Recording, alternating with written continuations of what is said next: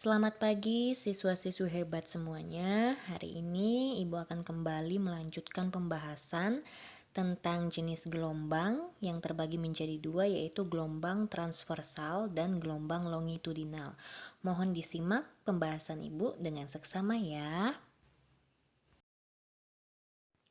Pada dasarnya gelombang berdasarkan arah rambatannya terbagi menjadi dua, yaitu yang pertama gelombang transversal. Nah, gelombang transversal ini merupakan gelombang yang arah getarnya tegak lurus terhadap arah rambatannya. Kalian bisa lihat gambar dari gelombang transversal. Biasanya gelombang transversal ini dapat dijumpai pada gelombang pada tali ya. Saat kita mengayunkan tali, maka akan terbentuk seperti pada gambar. Dan juga contoh lain adalah gelombang elektromagnetik. Yang kedua adalah gelombang longitudinal. Gelombang ini merupakan gelombang yang arah getarnya searah dengan arah perambatannya.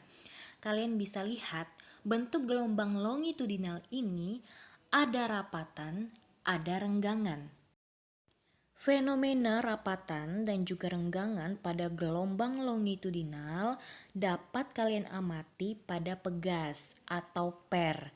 Karena pegas atau per ini ada bentuk rapatan dan juga renggangannya.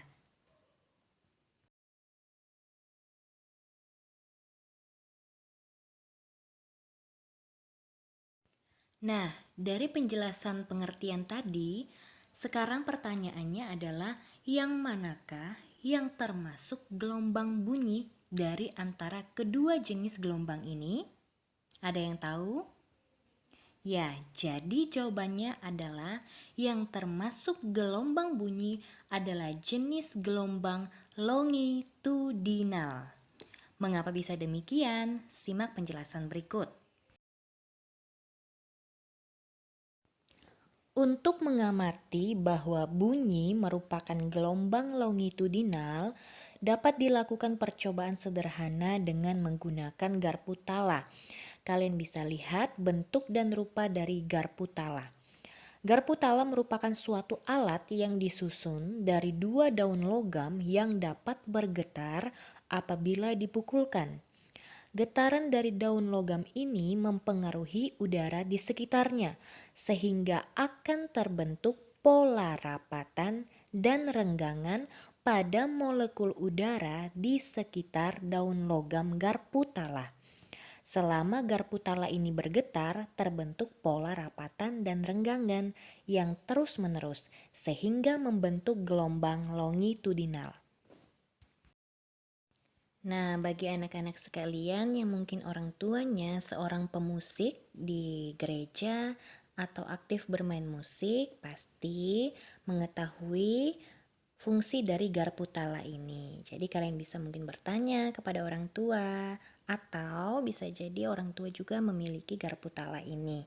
Khusus bagi orang yang bergerak di bidang musik ya, kalian boleh bertanya.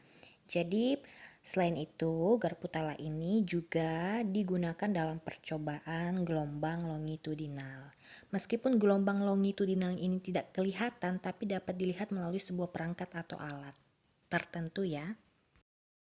Baiklah anak-anak, penjelasan tentang gelombang bunyi cukup sampai di sini.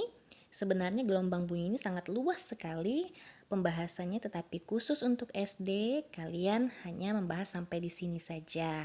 Harapan Ibu, penjelasan Ibu dapat dimengerti dan kalian dapat memahami sebenarnya bunyi itu seperti apa. Mungkin sampai di sini dulu pembahasannya. Terima kasih.